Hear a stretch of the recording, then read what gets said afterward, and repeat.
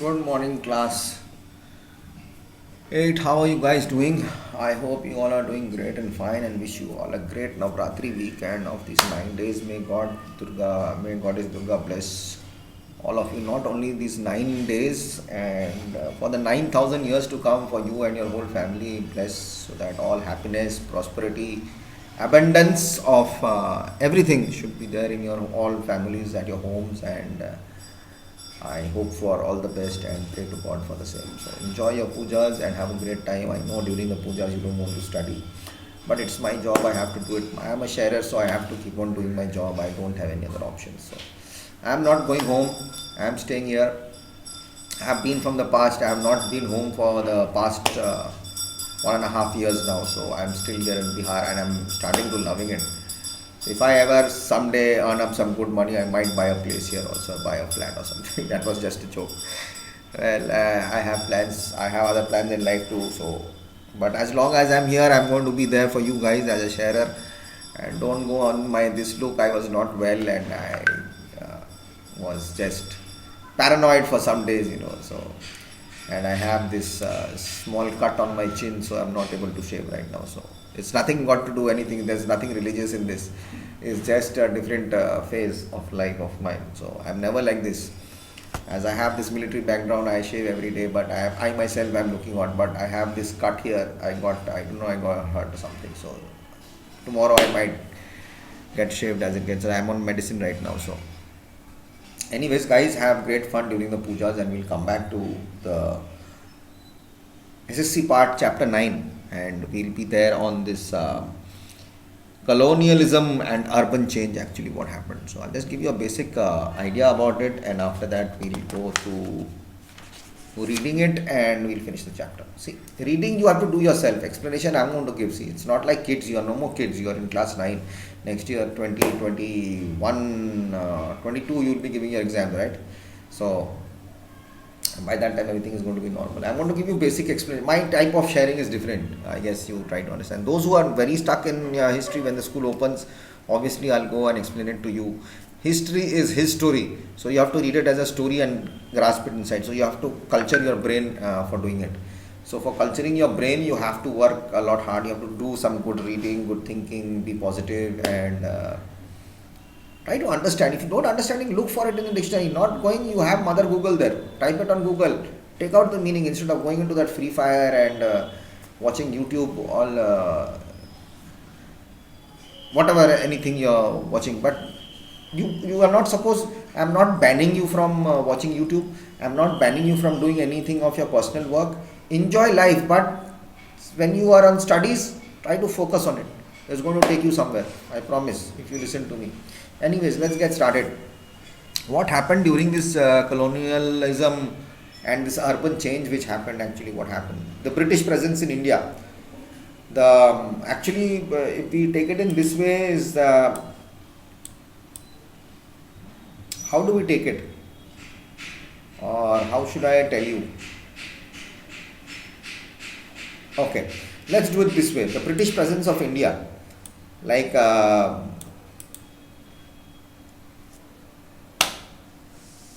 English East India Company established its first permanent factory in India in 1612 CE. We know that following the revolt of the 1857, the company rule came to an end and India came to be administered directly by the British government.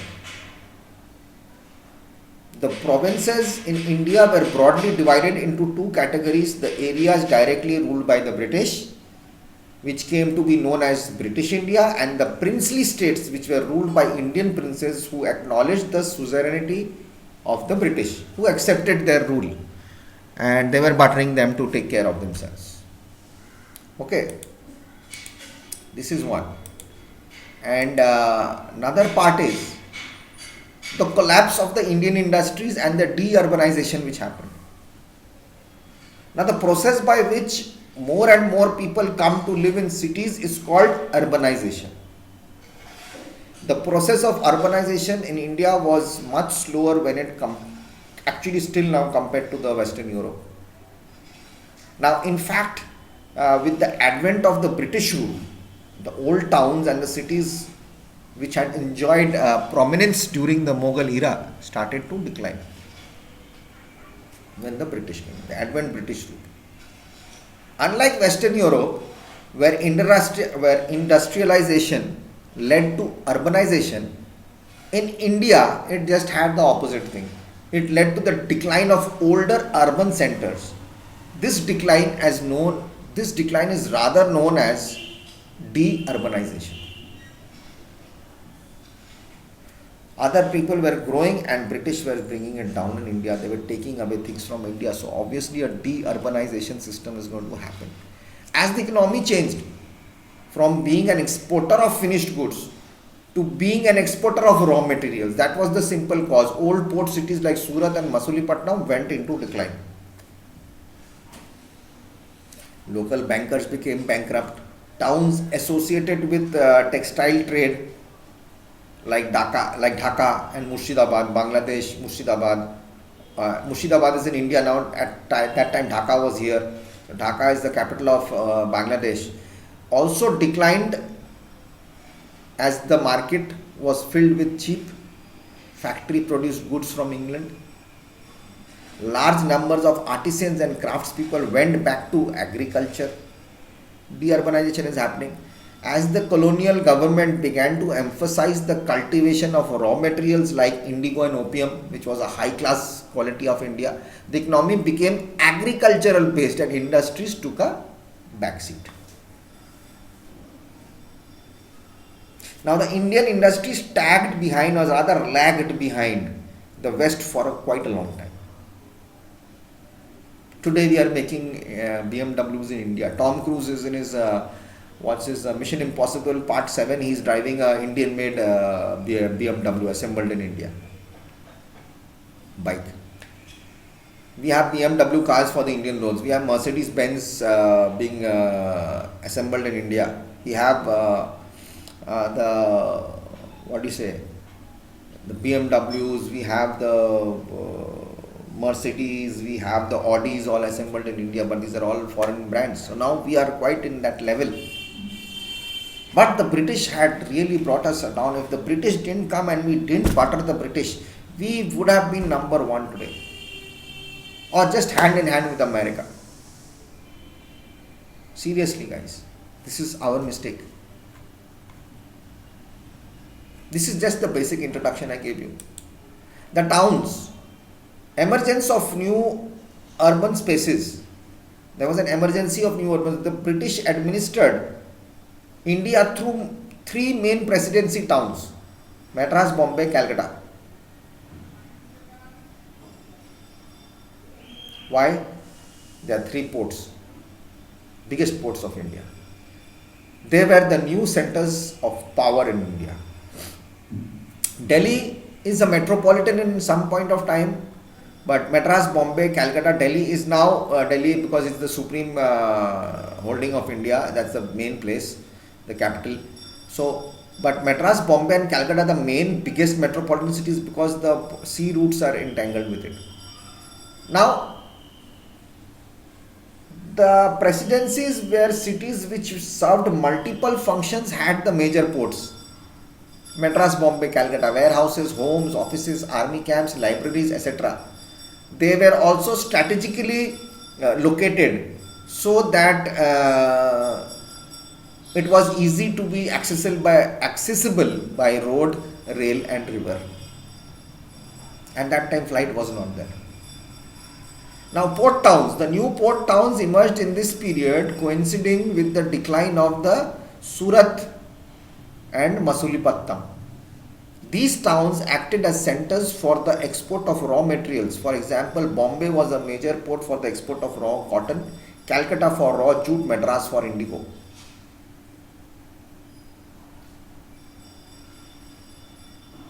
Hill stations. The hill station was another novel development. A town like Shimla, Ooty, Dalhousie, Kodaikanal, Nainital, etc. served as retreats for British officers during the hot Indian summers. Nainital, where I have studied. Britishers have built that place. It was the relaxation centers, so they had to build towns there. Shimla, Ooty, Dalhousie, Kodaikanal, Nainital. Kodaikanal is in the south, that's Uti. Along with their families and servants, made the journey to these towns at the beginning of every summer, returning to the plains once the intense heat had died down. Now, Shimla served as the summer capital of the British administration. These towns were dotted with English architecture in the form of churches, cottages, and central avenues. They came to have a reputation for curing disease as their climate was mild. It was not so cold, Shimla. There was an exclusive entertainment for European in clubs. Another feature was the mall, a central thoroughfare dotted with shops and coffee houses. I have been to Shimla, I have seen Shimla. Wonderful place. You just walk around. Nainital is another mind-blowing place. If you walk around the mall the whole day in summer, if you can rent out a house for 6 or 7 months and you just quietly stay there and take care of yourself, I guess that's the best ever thing which can happen to you. In the summer, just go off to the hills and again come back when it's winter time, you come back to the plains again. But that's something different. Changes in design and layout, what happened during that time. Older Indian urban settlements were typically enclosed within a compact space and surrounded by walls for defense. These were called walled cities. People entered the towns through large gates or darwazas. The forts were surrounded by deep moats, where you surrounded by water. The new urban spaces which emerged in the colonial period had completely different character. They were designed to showcase the power of the British government. These towns were much bigger in size. They had large public buildings like government offices and markets. They were large open spaces like the playgrounds, parks and lawns. Churches, cemeteries, golf courses, etc. Were typical features of these towns. The British used terms like park, garden, street to name the new localities. There was an effort to separate Indian populace from the British. Therefore, in the presidency towns of Madras, there was a distinct sections, the white town for Europeans and the black towns for Indians. Just as South Africa, this was happening. The cantonment, which is still there in Calcutta, we call the cantonment of Calcutta, the Dum Dum cantonment. If you go and you'll still see it there in Kolkata, the Dum Dum cantonments, where British military settlements laid out wherever the British were present in sizable numbers, where they were more, though originally meant to serve as barracks for British officers.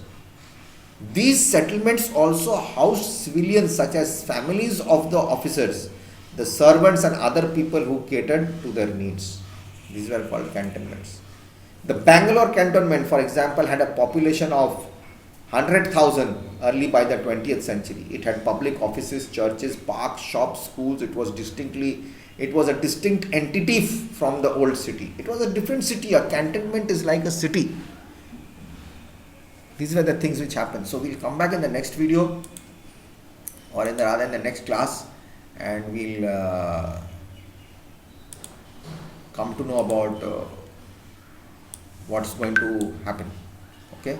So till then, take care. We'll keep it till here and see you soon.